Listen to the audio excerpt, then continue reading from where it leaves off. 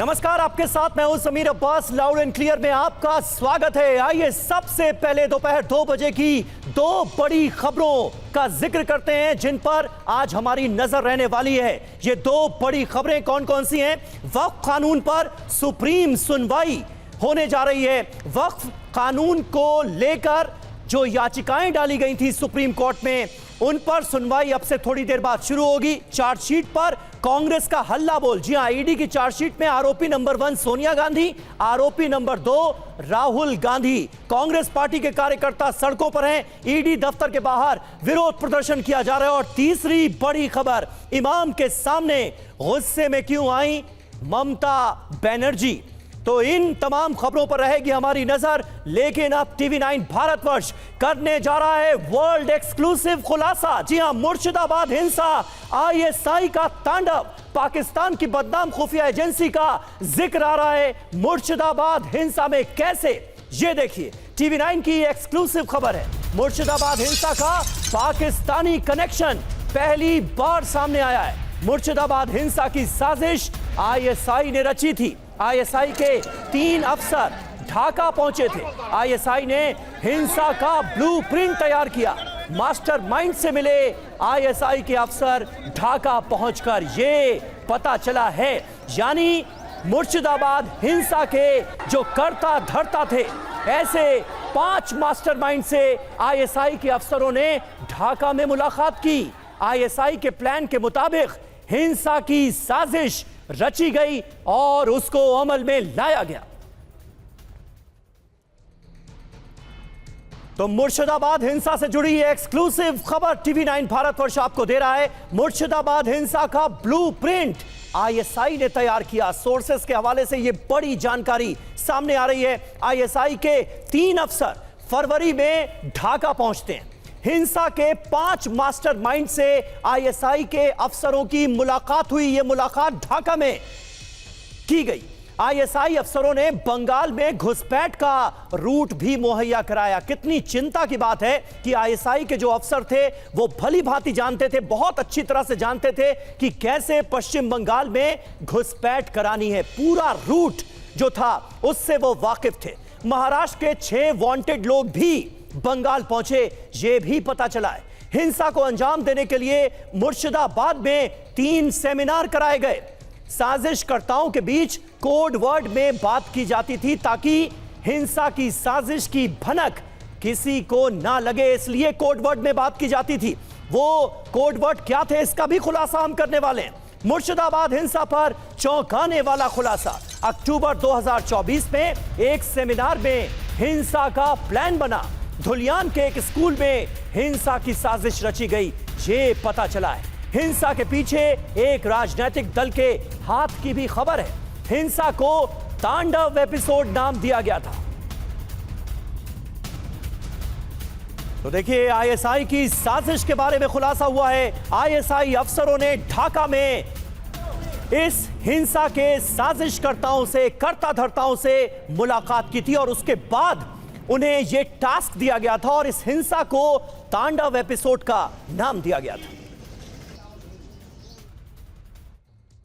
तो यह है हिंसा का तांडव एपिसोड। एक्सप्लोसिव खुलासा टीवी 9 भारतवर्ष इस वक्त कर रहा है मुर्शिदाबाद हिंसा को लेकर। यह देखिए, मुर्शिदाबाद के धुलियान के एक स्कूल में हिंसा की साजिश रची गई। सेमिनार के नाम पर यहां पर एक बैठक होती है जिसमें तय होता है कि किसको क्या कैसे करना है। अक्टूबर 2024 में एक सेमिनार हुआ था, यह पता चला है, और इसमें साजिश रची गई थी हिंसा की। सेमिनार में प्रतिबंधित संगठन बांग्लादेशी उग्रवादी टीम भी शामिल थी। तो यह चौंकाने वाली चिंताजनक जानकारी सामने आई है। इसके अलावा महाराष्ट्र के एक धार्मिक संगठन के 6 सदस्य भी इस सेमिनार का हिस्सा थे, पता यह भी चला है। तो कितने बड़े पैमाने पर साजिश रची गई। हसीना सरकार गिराने के दौरान जैसी हिंसा हुई वैसी ही प्लानिंग पश्चिम बंगाल के लिए की गई थी, यानी जो बांग्लादेश में हुआ उसे पश्चिम बंगाल में दोहराने की साजिश रची गई। एक राजनीतिक दल, प्रतिबंधित संगठन, मानवाधिकार कार्यकर्ताओं का, कुछ मानवाधिकार कार्यकर्ताओं का भी इसमें रोल सामने आया है जिसकी पड़ताल जांच एजेंसियां कर रही हैं। अब देखिए, शमशेरगंज, सूती, धुलियान, जंगीपुर और निमित्ता में एक साथ हमले की योजना बनाई गई थी। यानी मुर्शिदाबाद में जो हिंसा हुई उससे कहीं ज्यादा तांडव मचाने की यह साजिश रची गई थी। पुलिस और सरकारी कर्मचारियों पर हमला भी प्लानिंग का हिस्सा था। यानी कोशिश इस बात की भी की गई थी कि पुलिस और सरकारी टीम पर भी हमला बोला जाएगा। अप्रैल की शुरुआत में 25 से 30 लोगों ने हिंसा की यह पूरी प्लानिंग अंजाम दी। ये पता चला है हिंसा के लिए 20 करोड़ तुर्की से कोलकाता के रास्ते आए थे। TV9 भारतवर्ष ने सबसे पहले आपको यह बताया था कि इस हिंसा की फंडिंग तुर्की से हुई है। तो एक बार फिर उसकी तस्दीक हो रही। हिंसा के लिए आया फंड कई NGO को दिया गया। ये पता चला है इस एक्सप्लोसिव खुलासे के जरिए बिहार, झारखंड और बांग्लादेश से किराए के लुटेरे बुलाए गए थे। इस बात का जिक्र तमाम जांच एजेंसियों की तरफ से किया जा रहा है कि बाहर के लोग आए थे इस हिंसा को अंजाम देने के लिए। एक बार फिर इसकी तस्दीक हो रही है। हिंसा की इस पूरी प्लानिंग को तांडव एपिसोड नाम दिया गया। तांडव एपिसोड ये नाम रखा गया था। और जो अहम जानकारियां सामने आई हैं वो अब निश्चित तौर पर चौंकाने वाली हैं। मुर्शिदाबाद हिंसा पर अब TV9 का एक और खुलासा। ISI के अफसरों ने हिंसा के लिए तय किए कोडवर्ड। दंगाइयों को कोडवर्ड में बात करने की दी गई हिदायत। तो ये देखिए कोड वर्ड की बात सामने आ रही है। लेकिन TV9 भारतवर्ष पर सिर्फ ये खबर हम आपको नहीं बताने जा रहे, बल्कि आज उन तमाम कोड वर्ड्स को हम डिकोड भी करेंगे आपके लिए। मुर्शिदाबाद हिंसा के कोड वर्ड दावत। दावत के मायने क्या थे? बड़ा इवेंट, आप कह सकते हैं बड़ी हिंसा की कोशिश। पर्दा और हिजाब ये भेस के लिए यूज होता था। तो ये तमाम वो कोड वर्ड्स थे जिनमें इस हिंसा के साजिशकर्ता बात करते थे। जलसा, एक कोडवर्ड था जलसा, जिसका मतलब है कई लोगों का शामिल होना। हुजूर, ये वर्ड जो है ये कई जगहों पर ट्रेस किया गया है। जैसे जो 5 साजिशकर्ता थे उनकी मुलाकात ISI के अफसरों से हुई, तो वो 5 कौन थे उनके लिए एक वर्ड का इस्तेमाल किया गया, हुजूर। हुजूर का मतलब क्या है? मास्टरमाइंड। फूल का मतलब है पत्थर, बारिश का मतलब है पथराव। तो इस तरह से कोड वर्ड्स में बात होती थी। आलू का मतलब है लूटा हुआ सामान, पानी का मतलब है पेट्रोल बम। तो देखिए किस तरह के कोड वर्ड्स ये जो लोग थे वो आपस में यूज करते थे। और इन कोड वर्ड्स के जरिए बात होती थी साजिशकर्ताओं की। घर का मतलब बांग्लादेश, गाय बकरी का मतलब हिंदू। जी हां, तो साजिश बड़ी थी। फल का मतलब घटना का परिणाम। तो इस तरह के कोड वर्ड्स यूज किए जाते थे ताकि जो बातचीत हो रही है उसे अगर ट्रेस भी कर लिया जाए तो हिंसा को अंजाम देने में जो साजिश करता है वो कामयाब रहें, हिंसा से पहले उन्हें पकड़ा ना जा सके। तो ये बड़ा खुलासा है। रविशंकर दत्ता इस वक्त कोलकाता से हमें ज्वाइन कर रहे हैं इस बड़ी खबर पर बात करने के लिए। रवि, सबसे पहले TV9 भारतवर्ष ने अपनी एक्सक्लूसिव खबर के जरिए बताया कि किस तरह से बांग्लादेश का रोल था। इस हिंसा को अंजाम देने के लिए बांग्लादेश की सरजमीन का इस्तेमाल किया गया और फंडिंग तुर्की से हुई। अब उसका एक्सटेंशन हम अपने दर्शकों के सामने रख रहे हैं। बांग्लादेश में किस तरह की गतिविधियों को अंजाम दिया गया, कैसे दिया गया, यह पता चला है। और ISI का बड़ा रोल सामने आ रहा है।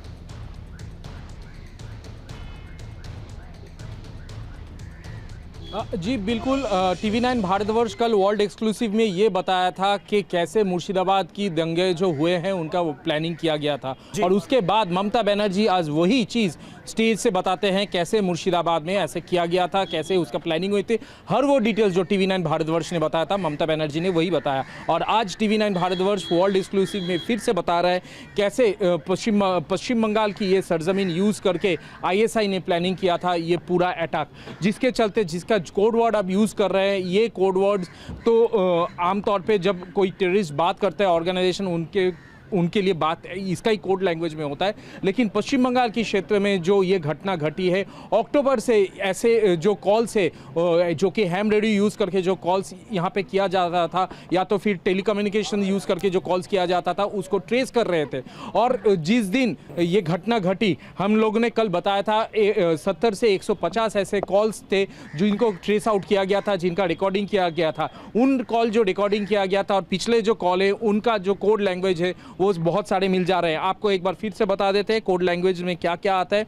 दावत का मतलब बड़े कुछ इवेंट है, पर्दा और हिजाब का मतलब डिस्गाइज है, या तो आप मतलब कोई छल करना, या तो किसी का डिस्गाइज लेना, या छद्मवेश में लेना। जलसा मतलब बड़े इवेंट है जहाँ पे बहुत सारे लोग आएंगे, या तो गैदरिंग हम कह सकते हैं। हुजूर मतलब मास्टरमाइंड है, फूल मतलब पत्थर है, आलू का मतलब लूटा सामान है। इसमें सबसे चौंकाने वाली बात है कैसे हम लोग जो हिंदूज है उनको देखा जाता है, गाय बकरी का मतलब है हिंदूज, और पूरा घटना जो है इसका अंजाम है जो फल कहा जा रहा है। तो ये नॉर्मल सी लैंग्वेज है जो कि आम कोई लोग बात करे तो समझना मुश्किल है, क्योंकि बारिश की मौसम यहाँ पे वैसे शुरू होने वाला है और यहाँ पे तूफान आते रहते हैं, तो कोई आम बात ये सुनेगा तो समझ में उनको नहीं आएगा। हाँ। अगर कोई कहता है ज़मीन से गाय बकरे को लेके इधर आ जाओ, बारिश आने वाली है, तो ऐसा कोड लैंग्वेज में कोई बात करेगा तो लगेगा कहीं कोई खेती बाड़ी कर रहा है, गाय बकरी घूम रहे हैं खेती में, उनको वापस लेके आओ। लेकिन इसके अंदर कितना बड़ा साजिश की मैसेज है वो हम पता चल रहा है। तो मैसेज ऐसे ही वहाँ पर आए थे, कुछ मैसेज ऐसे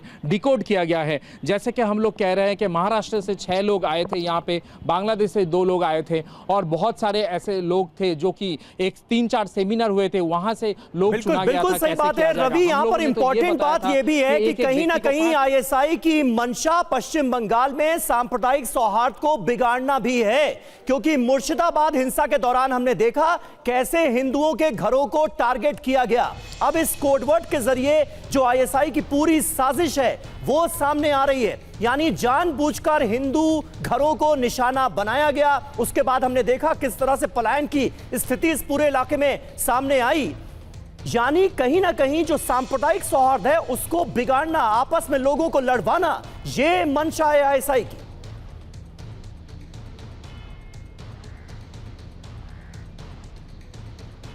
जी बिल्कुल, ये तो बिल्कुल है, लेकिन ये समझने वाली बात है कि आईएसआई ठहरा पाकिस्तान का इंटेलिजेंस एजेंसी। हाँ। बांग्लादेश में उनका जो फिलहाल हाल ही में डिस्टर्बेंस हुआ है उनमें उनका रोल कहा जा रहा है, लेकिन पश्चिम बंगाल में डिस्टर्बेंस क्रिएट करके इतना बड़ा जो एक संगठन है जो कि पाकिस्तान की खुफिया एजेंसी कहा जाता है, पश्चिम बंगाल में उनका क्या मंशा है? पश्चिम बंगाल को डिस्टर्ब करके क्या वो ये चाह रहा है कि पश्चिम बंगाल का कुछ अंश बांग्लादेश में चले जाए? तो फिर वो गलत सोच रहे हैं। लेकिन कहीं पे हम लोगों को ये लग रहा है, कहीं पुलिस को ये लग रहा है जो 71 वॉर का सदमा है वो पाकिस्तान कहीं पे भूल नहीं पा रहा है, और इसके चलते बांग्लादेश में जैसे अनरेस्ट हुआ, अपना खोया हुआ जमीन वापस मिलने का एक कहीं पे उनको एक लाइट दिखाई दिया। लेकिन पश्चिम बंगाल में ये प्लॉटिंग करके यहाँ पे डिस्टर्बेंस क्रिएट करके वो क्या करना चाह रहे थे, ये अब खुफिया एजेंसी समझने की कोशिश कर रहे हैं, हमारा इन्वेस्टिगेटिव एजेंसी, पुलिस, बीएसएफ सब समझने की कोशिश कर रहे हैं। लेकिन ये जो लिस्ट हमने बताया, जो दर्शक को बता रहे हैं, आप फिर से मैं कह रहा हूं, अगर कोई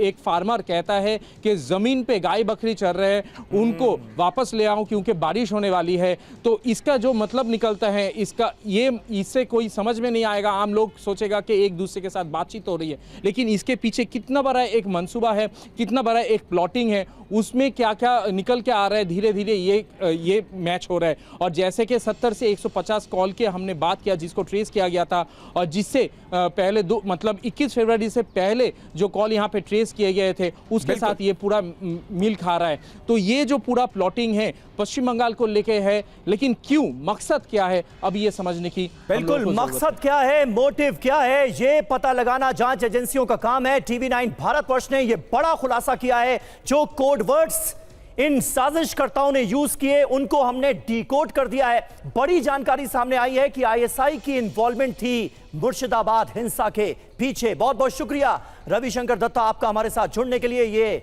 एक्सक्लूसिव खबर हम तक पहुंचाने के लिए। और अब दूसरी बड़ी खबर का हम रुख करने जा रहे हैं। वक्फ संशोधन कानून पर सुप्रीम कोर्ट में सुनवाई शुरू हो गई है। जी हां, संवैधानिक वैधता को दी गई है चुनौती। इस कानून की संवैधानिक वैधता को चैलेंज किया गया है सुप्रीम कोर्ट में, और इस बाबत कई याचिकाएं डाली गई थी जिस पर आज सुनवाई हो रही है। कोर्ट रूम में असदुद्दीन ओवैसी भी मौजूद हैं, मुख्य याचिकाकर्ता हैं इस मामले में एआईएमआईएम के चीफ असदुद्दीन ओवैसी, और वो भी कोर्ट रूम में मौजूद हैं। और देखिए सीजीआई की टिप्पणी, हम सभी को नहीं सुन सकते। वक्फ कानून पर सीजीआई समेत 3 जजों की बेंच में सुनवाई हो रही है। सीजीआई ने कहा है तय कर देंगे कि कौन बहस करेगा, सभी याचिकाओं पर ब्रीफ नोट तैयार हो, यह सीजीआई ने कहा है। सीजेआई ने वकील से कहा क्या मामला हाईकोर्ट भेजें? कपिल सिब्बल वक्फ कानून के विरोध में है, हम सभी को नहीं सुन सकते। इस बीच सीजेआई की यह महत्वपूर्ण टिप्पणी सामने आई है। मनीष झा सुप्रीम कोर्ट से हमारे साथ मौजूद हैं। मनीष, क्या मतलब है इसका? सीजेआई की तरफ से कहा गया है कि तय कर देंगे कि कौन बहस करेगा, सभी याचिकाओं पर ब्रीफ नोट तैयार करने की बात कही गई। बिल्कुल, देखिए, संसद के बाद अब सुप्रीम कोर्ट है जिसे वक्फ कानून को लेकर अपना फैसला सुनाना है। लेकिन उससे पहले जब वक्फ कानून को चुनौती देते हुए याचिकाएं सुप्रीम कोर्ट में पहुंची तो वो एक दो नहीं बल्कि 70 से अधिक याचिकाएं हैं। इसी वजह से सुप्रीम कोर्ट में आज चीफ जस्टिस संजीव खन्ना ने कहा कि अगर हम सबको सुनेंगे और सब अगर एक ही दलील को दोहराते रहेंगे तो ये प्रैक्टिकली पॉसिबल नहीं होगा। तो इसीलिए सबसे पहली शर्त तो यही है कि जब इतनी सारी याचिकाएं हैं तो हम ये तय कर देंगे कि कौन कौन इसमें से अपना पक्ष रखेगा। तो कहने का मतलब यह है कि आज जब वक्फ कानून को लेकर भारत के सुप्रीम कोर्ट की सुनवाई पर लगभग कहें तो पूरी दुनिया की नज़र है, क्योंकि भारत में दुनिया की दूसरी सबसे बड़ी जो मुस्लिम आबादी रहती है, तो ऐसी स्थिति में यहाँ पर जो 70 से अधिक याचिकाएं हैं उस पर जब सुनवाई शुरू हुई है तो सुनवाई शुरू होते ही सुप्रीम कोर्ट के चीफ जस्टिस ने कहा कि इस सुनवाई को जो है सो इस तरीके से करना पड़ेगा ताकि डेकोरम भी मेंटेन रखा जाए, सारी दलीलें भी सुनी जा सके, लेकिन दलीलों को दोहराया नहीं जाए, क्योंकि अगर हर वकील एक ही दलील को दोहराएगा तो फिर मुख्य बातें सामने नहीं आएगी। वहीं दूसरी तरफ सुप्रीम कोर्ट के चीफ जस्टिस ने यह कहा कि दूसरा सवाल यह है कि क्या इन तमाम याचिकाओं को पहले सुनने के लिए हाईकोर्ट भेजा जाए। उस पर याचिकाकर्ताओं में से एक याचिकाकर्ता के वकील के तौर पर सीनियर एडवोकेट कपिल सिब्बल मौजूद हैं। उन्होंने कहा कि दरअसल ये संविधान के अनुच्छेद 26 के तहत आता है और इसीलिए ऐसे मामले में सुप्रीम कोर्ट को ही इस पर सुनवाई करनी चाहिए। हम इस वक्त अपने दर्शकों को बता दें कि मेरे कैमरे के ठीक पीछे जो आप गुम्बद देख रहे हैं, इसी गुम्बद के ठीक नीचे में है सुप्रीम कोर्ट के चीफ जस्टिस का कोर्ट रूम, और वो बहुत बड़ा कोर्ट रूम है, लेकिन इस वक्त इस मामले की सुनवाई के दौरान वो खचाखच भरा हुआ है। उसमें राजनेता भी हैं, उसमें धार्मिक संस्थाओं से जुड़े लोग भी हैं और वकील तो काफी संख्या में हैं ही। ऐसी स्थिति में इस वक्त जब सुप्रीम कोर्ट में इस मामले की सुनवाई चल रही है तो उस दौरान सबसे पहले तो ये रखना है कि जब 70 से अधिक याचिकाएं हैं, 6-7 राज्य सरकारों ने भी जल्दी से एक सवाल का जवाब दे दीजिए, क्योंकि बहुत सारे हमारे दर्शकों के मन में भी ये सवाल उठ रहा होगा कि भाई वक्फ बिल जो है वो लोकसभा से पास हुआ, राज्यसभा से पास हुआ, राष्ट्रपति के हस्ताक्षर के बाद कानून बना, आखिर किस आधार पर संवैधानिकता को चुनौती दी जा रही है? मतलब इस कानून को किस बिना पर सुप्रीम कोर्ट में चैलेंज किया गया है और इसे गैर संवैधानिक बताया जा रहा है?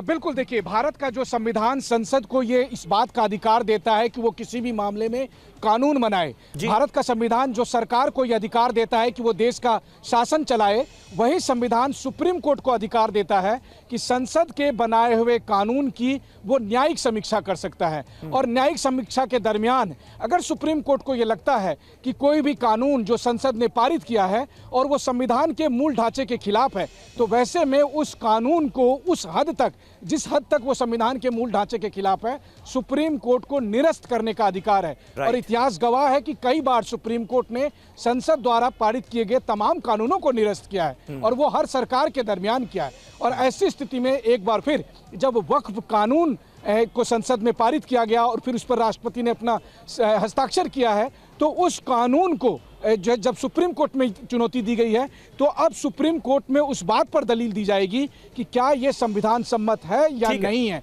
और फिर उसके बाद सुप्रीम कोर्ट इस मामले में अपना फैसला देगा। बहरहाल अभी सुप्रीम कोर्ट के 3 जज सुन रहे हैं, लेकिन अगर सुप्रीम कोर्ट को जरूरत पड़ेगी तो इस मामले में संवैधानिक पीठ का भी फैसला लिया जा सकता है। लेकिन आज पहला दिन है तो पहले सुप्रीम कोर्ट ये देख रहा है कि सुनवाई को व्यवस्थित तरीके से कैसे आगे बढ़ाना है। ठीक बात है, कानून बनाने का अधिकार जो है वो कार्यपालिका के पास है, संसद के पास है, लेकिन जो कानून बनाया गया है वो क्या संविधान सम्मत है, यह तय करने का अधिकार सुप्रीम कोर्ट का है। इसीलिए सुप्रीम कोर्ट में इसे चैलेंज किया गया और सुप्रीम कोर्ट इस मामले की सुनवाई कर रहा है। बहुत बहुत शुक्रिया आपका मनीष हमारे साथ जुड़ने के लिए। और वक्फ बिल को लेकर हिंसक प्रदर्शन पर जेपीसी के चेयरमैन जगदंबिका पाल ने क्या कहा है, आइए सुनते हैं।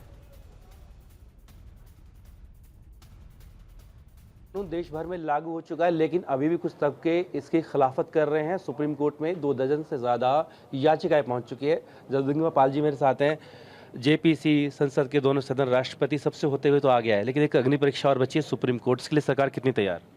सरकार पूरी तरह से तैयार है। तमाम वक्फ बोर्ड उसका समर्थन कर रहे हैं। तमाम और याचिकाएं आई हुई जो उसका समर्थन कर रही हैं, और उन याचिकाओं पे अगर सुप्रीम कोर्ट डाली है, सारे विपक्ष में होड़ लगी हुई है। इसलिए होड़ लगी हुई है कि ये याचिकाएं इसलिए नहीं दाखिल किया कि इसकी मेरिट पे या डिमेरिट पे, वो केवल मुस्लिम्स के बीच में तुष्टीकरण की राजनीति में कांग्रेस हो, सपा हो, आरजेडी हो, तृणमूल कांग्रेस हो या स्टैंडिंग पार्टी, सब में ओवैसी की हो कि कौन कानूनी लड़ाई लड़ रहा, कौन आपके लिए सबसे ज़्यादा, इसकी लगी है। और इसी कारण से इंतज़ार करना चाहिए। आखिर बंगाल अगर जल रहा है। मेरा सवाल भी वही था। एक तरफ सुप्रीम कोर्ट में सुनवाई है, दूसरी तरफ आप देखिए मुर्शिदाबाद में, 24 परगना में और देश के हिस्सों में इस तरीके से जो हिंसा हो रही है, उसको क्यों हो रही? आखिर जब सुप्रीम कोर्ट में स्वीकार हो गई तो तब तक तो इंतज़ार करना चाहिए, लेकिन इसके बावजूद स्टेट स्पॉन्सर्ड वायलेंस हो रहा है। मुर्शिदाबाद 1 हफ्ते से जल रहा, 24 परगना भी जलना शुरू हो गया। कानून व्यवस्था को सुनिश्चित करना राज्य सरकार का काम है। ममता बनर्जी उन घरों पे नहीं गई जहां बाप बेटे को खींच के मार दिया गया। उन 500 जो लोग पलायन कर गए हिंदू, मुर्शिदाबाद से मालदा नदी क्रॉस करके, उनको वापस लाने नहीं जा रही हैं। कलकत्ता में बैठ करके अगले साल के चुनाव के लिए इमाम से और मौलानाओं से मिल रही, तो इससे साफ है कि वो मुस्लिम को वोट बैंक समझ के तुष्टीकरण कर रही है। तो देखिए, जगदम्बिका पाल भी जिक्र कर रहे थे मुर्शिदाबाद हिंसा का। मुर्शिदाबाद हिंसा के बाद आज पहली बार इमामों से डायरेक्ट संवाद किया है पश्चिम बंगाल के सीएम ममता बनर्जी ने। असंवैधानिक तरीके से बनाए वक्फ कानून, हिंसा को लेकर ममता बनर्जी का बीजेपी पर वार। बीजेपी ने बाहर के गुंडे बुलाकर हिंसा करवाई, यह आरोप लगाया ममता बनर्जी ने। कहा, मैं ठीक रहूं इसलिए आप लोग शांत रहें। ये अपील की है ममता बनर्जी ने तमाम मस्जिदों के इमामों से कि ये उनकी जिम्मेदारी है कि वो शांति बनाए रखें। मेरे को चैलेंज है, अगर वक्फ बैंक को चेंज करना है तो क्यों कॉन्स्टिट्यूशन अमेंडमेंट नहीं किया? 2/3 मेजोरिटी में एएफ पास होना चाहिए। खाली मेजोरिटी से नहीं होता। जब कॉन्स्टिट्यूशन अमेंडमेंट होता है तो कॉन्स्टिट्यूशन अमेंडमेंट होता है 2/3 मेजोरिटी से। लेकिन आप चालाकी किया है, आप कॉन्स्टिट्यूशन अमेंडमेंट नहीं करके आप एक बिल किया है। बीजेपी बाहर का गुंडा लेकर, ये उसका प्लान है। उसका पहले प्लान था रामनवमी का दिन में करने के लिए, लेकिन आप लोगों ने वो प्लान भेज दिया है। आप लोगों ने ज्वाइंटली कर दिया। आपको बहुत बहुत सैल्यूट है इसके लिए। चालाकी से काम लीजिए। तो सुना आपने पश्चिम बंगाल के सीएम ममता बनर्जी को। बीजेपी पर उन्होंने आरोप लगाया है कि बाहर के गुंडे बुलवाकर यह हिंसा कराई गई है। 2 तस्वीरें आपके सामने हैं। एक तरफ ममता बनर्जी जो कि इमामों के बीच पहुंची, उनसे डायरेक्ट संवाद किया, और दूसरी तस्वीर आपको दिखा रहे हैं किस तरह से बीजेपी के नेता कार्यकर्ता शहीद दिवस मना रहे हैं। सड़कों पर निकलकर मुर्शिदाबाद हिंसा के लिए तृणमूल कांग्रेस की सरकार को जिम्मेदार ठहराया जा रहा है।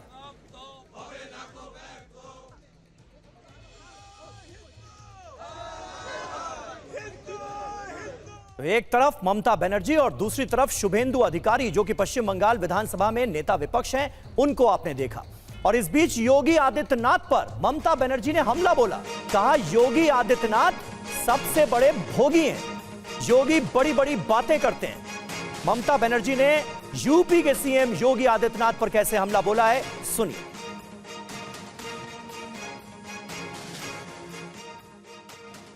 यूपी से 69,000 टीचर चाकरी गए।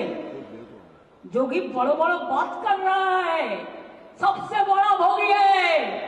महाकुंभ में कितना लोगों का मौत हुआ, कितना लोगों ने इंजर्ड हुआ, कोई लिस्ट ऑफ पब्लिकली दिया? नहीं दिया। बड़ा बड़ा बात करते हो, किसने एनकाउंटर में मेरा मारा? एक भी में रैली किसी को नहीं करने देते, एक भी मिছিল नहीं करने देते, लोगों को डर दिखा के रख दिया, लोगों ने एक रैली भी नहीं कर सकते हैं। और सीएम ममता बनर्जी ने कहा कि हिंदू भी वक्फ के लिए दान देते हैं। इसके साथ ही उन्होंने वक्फ को लेकर नीतीश कुमार और चंद्रबाबू नायडू की चुप्पी पर सवाल खड़े किए। अनेक वक्फ प्रॉपर्टी हिंदू लोगों ने भी दिया है सोशल वर्क करने के लिए, और बहुत सारे वक्फ प्रॉपर्टी में हिंदू लोग भी रहते हैं। ए बीजेपी वालों, अच्छा से सुन लो, इसमें वक्फ प्रॉपर्टी में हिंदू लोग भी रहता है।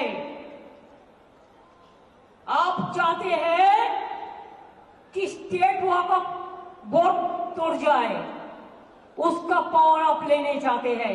और कितना पावर चाहिए आपको? आम गाचे आमी है, आम गाचे आमरा है ना। अभी क्या आपका सिंगल मेजोरिटी है? तो भी आप ये सब करते हैं। और देखिए चंद्रबाबू नायडू चुपचाप बैठे हैं। आप लोग तो उनको भी वोट देते हैं, देना चाहिए, मैं तो एतराज नहीं करती हूं। चुपचाप बैठे हैं नीतीश बाबू, चुपचाप बैठे हैं, पूरा सपोर्ट देता है। क्या थोड़ा दे देंगे बीजेपी, थोड़ा पावर दे देंगे। इसके लिए, पावर के लिए आपको दिल भी दे सकते हैं, आपको खून भी दे सकते हैं। आपको वोट देना चाहिए था, नहीं देना चाहिए था। और आइए अब खबरों में आगे बढ़ते हैं। ईडी ने कांग्रेस के नेशनल हेराल्ड अखबार और एसोसिएटेड जर्नल्स लिमिटेड से जुड़े मनी लॉन्ड्रिंग केस में मंगलवार को पहली चार्जशीट दाखिल कर दी। इसमें सोनिया गांधी, राहुल गांधी, सैम पित्रोदा और सुमन दुबे के नाम भी बतौर आरोपी शामिल हैं। इस चार्जशीट में जो कुछ लिखा गया है, जिन नामों का जिक्र है, उसके बाद कांग्रेस गुस्से में है। इसके विरोध में आज कांग्रेस ने देश के अलग अलग हिस्सों में विरोध प्रदर्शन किया। दिल्ली में पार्टी मुख्यालय के सामने प्रदर्शन हुआ। प्रदर्शन जब उग्र होने लगा तो दिल्ली पुलिस ने कुछ कांग्रेस कार्यकर्ताओं को हिरासत में ले लिया। ईडी दफ्तर के बाहर भी कांग्रेस कार्यकर्ता जुटे और विरोध जताया। और कांग्रेस कार्यकर्ताओं का देश भर में यह प्रदर्शन हो रहा है। ईडी दफ्तरों के बाहर दिल्ली समेत अलग अलग राज्यों में विरोध किया जा रहा है। हिरासत में लिए गए हैं कई कांग्रेस कार्यकर्ता। हेराल्ड केस में चार्जशीट के खिलाफ प्रदर्शन किया जा रहा है। ईडी ने दरअसल सोनिया गांधी को आरोपी नंबर 1 और राहुल गांधी को आरोपी नंबर 2 बनाया है। तो ये तस्वीरें आपको दिखा रहे हैं। आज देश के कई शहरों से इस तरह की तस्वीरें सामने आई। दरअसल कांग्रेस पार्टी ने प्रोटेस्ट की कॉल दी थी। ईडी दफ्तरों के सामने कांग्रेस के कार्यकर्ता, नेता इकट्ठा हुए और विरोध किया। एक नया रुपए का लेन देन नहीं हुआ है, ट्रांजैक्शन भी नहीं हुआ है, कोई पैसा आया नहीं है, गया नहीं है। तो उसको लेके इस देश के अंदर ऐसा माहौल बनाया जा रहा है जैसे कि बहुत बड़ा घोटाला हो गया हो।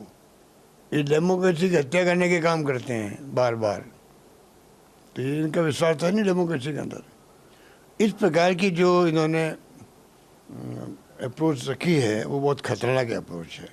ईडी सीबीआई का जो कार्रवाई 10 साल से हम देख रहे हैं, बच्चा बच्चा जानता है। ईडी का कन्विक्शन रेट 1% है।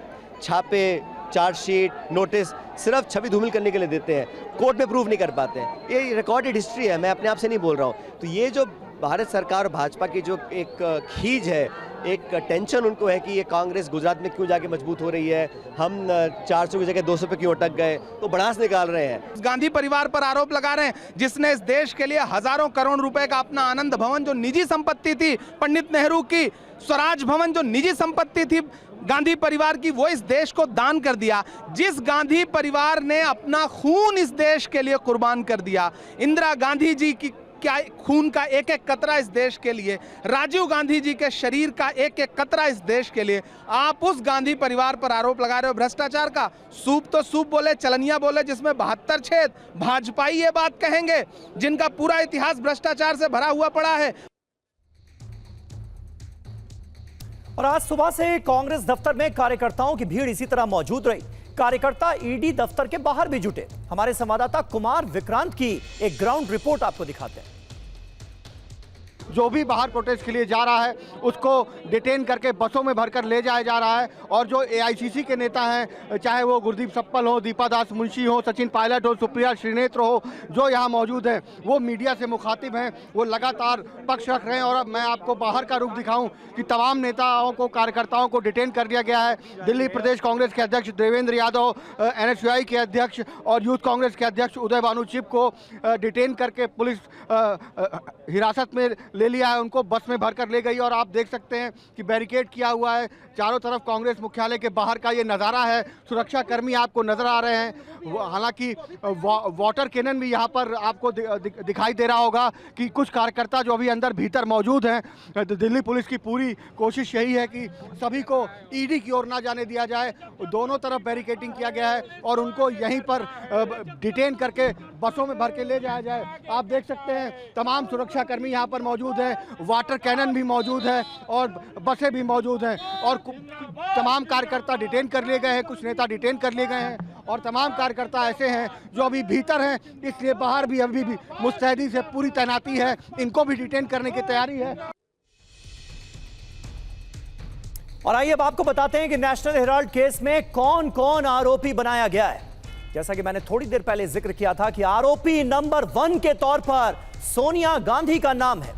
आरोपी नंबर 2 राहुल गांधी को बनाया गया है, कांग्रेस के बड़े नेता और आज की तारीख में नेता प्रतिपक्ष लोकसभा में। आरोपी नंबर 3 सुमन दुबे। आरोपी नंबर 4 सैम पित्रोदा को बनाया गया है। आरोपी नंबर 5 है सुनील भंडारी। तो इन तमाम आरोपियों का नाम जो है वो चार्जशीट में दर्ज किया गया है और सोनिया गांधी, राहुल गांधी का नाम चार्जशीट में आने के बाद कांग्रेस कार्यकर्ता उद्वेलित है। पटना में कांग्रेस कार्यकर्ताओं ने ईडी दफ्तर के बाहर लगे बोर्ड पर कालिक पोत दी। संवाददाता रुपेश कुमार की पटना से ग्राउंड रिपोर्ट आपको दिखाते हैं। देखिए, कांग्रेस के कार्यकर्ता यहाँ पर जो ऑफिस ऑफ ईडी ऑफिस है उस पर कालिख लगा रहे हैं, उस पर काला कर रहे हैं। यहाँ पर लिखा हुआ है office of the joint directorate enforcement directorate, यानी कि ईडी का जो दफ्तर है। और देखिए, अरे उसको सत्यमेव जयते छोड़ दो यार। तो ये देखिए, ये जो बोर्ड है, कांग्रेस के कार्यकर्ता एक तरफ जो मुख्य प्रवेश द्वार है वहां पर और दूसरे तरफ आप देखिए यहाँ पर ये जो ऑफिस है, ऑफिस का जो मुख्य बोर्ड है, ठीक ईडी दफ्तर के बाहर जो बोर्ड लगाया गया है उस बोर्ड पर एक सांकेतिक यहाँ पर आप देखिए कि किस तरह से काला कर दिया गया और यहाँ कालिख पोत दिया गया। जिस तरीके से राजनीतिक रूप से प्रेरित होकर बदले की कार्रवाई हमारे नेता आदरणीय श्री राहुल गांधी, सोनिया गांधी जी पर की जा रही है, उसके खिलाफ हम लोग NSUI के कार्यकर्ता डट के खड़े हैं और ईडी को बता देना चाहते हैं कि तोतागिरी से देश नहीं चल सकता है। ये तोतागिरी छोड़ना पड़ेगा। आप लोग देश की जो राजनीति है उसको सही तरीके से चलाइए। नेहरू के विरासत को बचाने के लिए ईडी जो है नेशनल हेराल्ड आप लोग कार्रवाई कर रहे हैं, उसके खिलाफ ये राजनीति नहीं चलेगी, नहीं चलेगी, नहीं चलेगी, नहीं चलेगी, नहीं चलेगी। राजनीतिक प्रतिशोध से जो कार्रवाई किया गया उसके खिलाफ ईडी के रूप में कालिक है। ये कालिक दिखा रहा है कि राजनीतिक प्रतिशोध नहीं चलेगी। कांग्रेस के जो नेता हो या फिर कार्यकर्ता हो, सभी यही कह रहे हैं कि ये राजनीतिक प्रतिशोध के तहत ये कार्रवाई की जा रही है। तो पटना का हाल आपने देखा, कांग्रेस कार्यकर्ता सड़कों पर हैं। मुंबई में भी कांग्रेस कार्यकर्ताओं ने, नेताओं ने विरोध प्रदर्शन किया है इस चार्जशीट में दर्ज नाम सामने आने के बाद। क्या हुआ वहां पर, आपको हमारे संवाददाता जयप्रकाश सिंह की यह ग्राउंड रिपोर्ट देखनी चाहिए।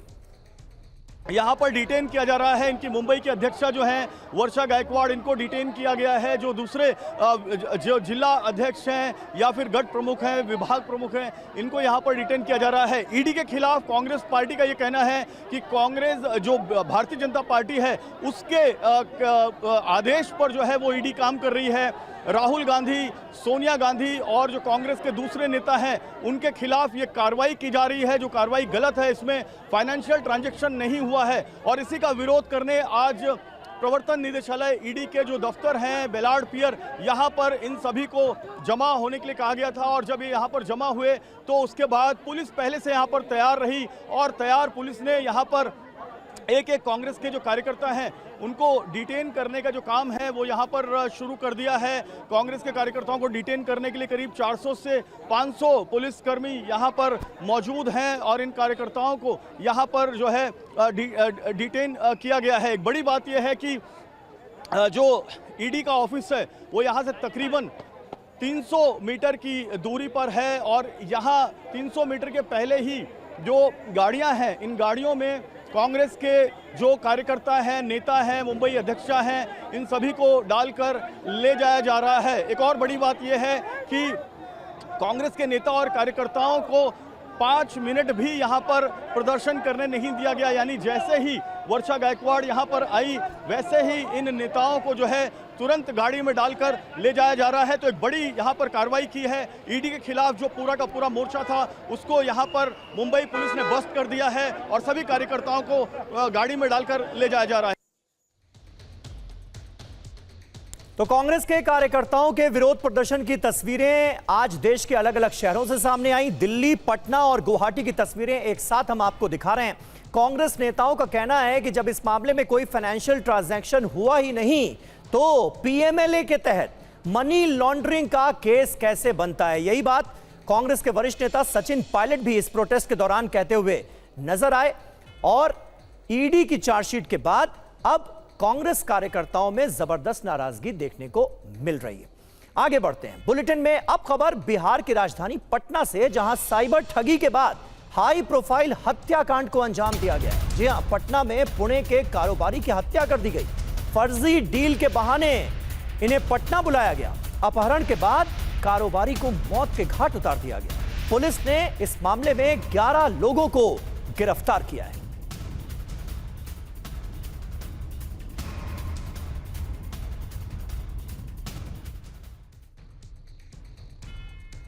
इस कारोबारी का नाम है लक्ष्मण शिंदे। इस सनसनीखेज मर्डर केस की पूरी डिटेल अब हम आपके सामने रखने जा रहे हैं। 100 करोड़ की फर्जी डील का पूरा यह मामला है जो कि मौत की वजह बन गया। खबर क्या है? किडनैपर्स ने गूगल से स्क्रैप कारोबारी का नंबर निकाला। किडनैपर्स ने कोल इंडिया के नाम से फर्जी ईमेल किया। लक्ष्मण शिंदे को 100 करोड़ के ठेके का लालच दिया गया। आरोपियों ने डील के लिए लक्ष्मण शिंदे को पटना बुलाया। 11 अप्रैल को स्क्रैप कारोबारी लक्ष्मण शिंदे पटना आ भी गए। रात 10 बजे शिंदे का फोन ऑफ हो गया। कारोबारी को आरोपी अगवा करके नालंदा ले गए। लक्ष्मण के पैसे निकलवाने के लिए उन्हें टॉर्चर किया गया। 12 अप्रैल को लक्ष्मण शिंदे की हत्या कर दी जाती है। 14 अप्रैल को जहानाबाद में उनका शव बरामद होता है। पुलिस ने इस मामले में लिप्त सभी आरोपियों की पहचान कर ली है। इस हत्याकांड में अब तक 11 लोगों की गिरफ्तारी हो चुकी है। मुख्य सरगना मुन्ना वो भी गिरफ्तार हो चुका है। तो पटना में यह हाई प्रोफाइल हत्याकांड हुआ है। पटना पुलिस का इस मामले को लेकर बड़ा खुलासा क्या है, आइए आपको बताते हैं। साइबर फ्रॉड के तहत हत्याकांड को अंजाम दिया गया। यह खबर हम सबको सावधान करने वाली है। 3 महीने में 7 कारोबारियों का अपहरण किया गया है।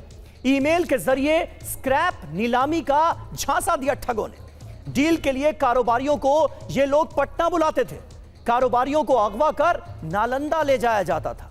कारोबारियों से लाखों की वसूली की जाती थी। तो किस तरह के तरीके इजाद कर लिए इन ठगों ने, ये न सिर्फ देखने समझने की जरूरत है बल्कि इससे सावधान रहने की भी जरूरत है। और अब खबर महाराष्ट्र के नासिक से, जहां काटे गली इलाके में देर रात हिंसा भड़क गई। यहां अतिक्रमण हटाने पहुंची नगर निगम और पुलिस की टीम पर उपद्रवियों ने हमला कर दिया। बिजली जाने का फायदा उठाते हुए पुलिस और नगर निगम की टीम पर पथराव कर दिया गया। तस्वीरें आपको दिखा रहे हैं। पुलिस बैरिकेडिंग को भी तोड़ दिया गया। हिंसा में 2 एसीपी समेत 30 से ज्यादा पुलिसकर्मी घायल हुए। कई गाड़ियों में भी उपद्रवियों ने जमकर तोड़फोड़ की। बिगड़े हालात को संभालने के लिए पुलिस को आंसू गैस के गोले छोड़ने पड़े। तनाव के बीच इलाके में भारी पुलिस बल को तैनात किया गया है। इस बीच हिंसा करने वाले 15 आरोपियों को भी पुलिस ने गिरफ्तार कर लिया है। ये तस्वीरें आपको दिखा रहे हैं। दरगाह को लेकर यह तनाव हुआ, पुलिस पर पथराव किया गया, बैरिकेडिंग को तोड़ा गया और इसके बाद भारी पुलिस बल तैनात किया गया और जो उपद्रवी थे उन्हें तितर बितर करने के लिए आंसू गैस के गोले भी छोड़े गए। इस पथराव को लेकर डीसीपी किरण कुमार चौहान की तरफ से क्या आधिकारिक जानकारी दी गई है, सुनिए। यहाँ पर सातपीर बाबा दरगाह नामक एक दरगाह जिसे हटाने का माननीय हाईकोर्ट द्वारा निर्देश दिया गया था। हाईकोर्ट के निर्देश के अनुसार जो दरगाह के ट्रस्टी है और जो प्रतिष्ठित नागरिक है उन्होंने स्वयं ये निर्णय लिया था कि इसको हम हाईकोर्ट के निर्देश के अनुसार हम स्वयं हटाएंगे। उसकी शुरुआत करने के लिए रात को तकरीबन 11:30 बजे प्रतिष्ठित नागरिक वहाँ पर आए हुए थे, ट्रस्टी वहाँ पर आए हुए थे। उसी समय उस्मानिया चौक के बाजू से एक जमाव वहाँ पे आया और उन्होंने इस बात का विरोध किया। उनको समझाने के लिए दरगाह के ट्रस्टी और प्रतिष्ठित नागरिक वहाँ पर गए, लेकिन उन्होंने उनकी भी बात नहीं सुनी। उनसे भी वो तू मैं करने लगे। उसके बाद जो वहाँ पर पुलिस अधिकारी मौजूद थे, वरिष्ठ अधिकारी मौजूद थे, उन्होंने भी उनको समझाने की कोशिश की, फिर भी वो नहीं माने। इसके ऊपर उन्होंने वहाँ पर पथराव करना शुरू किया। इसलिए उनके ऊपर सौम्य बल का प्रयोग करके उनको वहाँ से भगा दिया गया। इसके अनुसार गुना दाखिल करने की प्रक्रिया शुरू है। इसमें 15 लोगों को अब तक हिरासत में ले लिया गया है और जो लोग वहाँ पर जमे हुए थे, जो आरोपी थे, उनकी 57 मोटरसाइकिल भी जब्त की गई है।